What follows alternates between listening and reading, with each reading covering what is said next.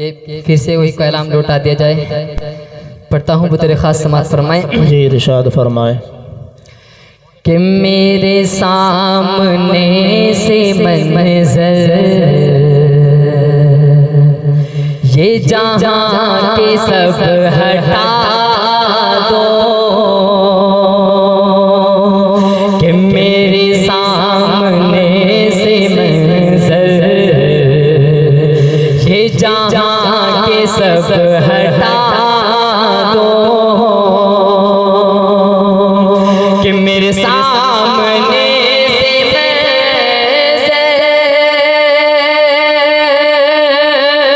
मेरे सामने से मंज़र ये जहाँ के सब हटा दो, मेरे दिल की आरज़ू है, मेरे दिल की आरज़ू है, तेरे मुस्तफ़ा दिखा दो, और मैं जुदाई अब मदीने की न सकूँगा लोगों, मैं जुदाई अब मदीने की न सकूँगा लोगों, मैं निकल पढ़ूँगा पैदल, मैं निकल पढ़ूँगा पैदल, मुझे रास्ता बता दो, मेरे सामने से मंज़र ये जहाँ के सब हटा दो। और बंदे के हम साहब खास समाज फरमाए कि मेरे दिल को बस तसल्ली मिले ज़िक्र मुस्तफ़ा से,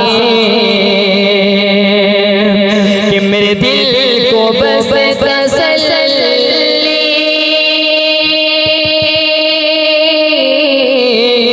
मेरे दिल को बस तसल्ली मिले ज़िक्र मुस्तफ़ा से, मेरे दिल को बस तसल्ली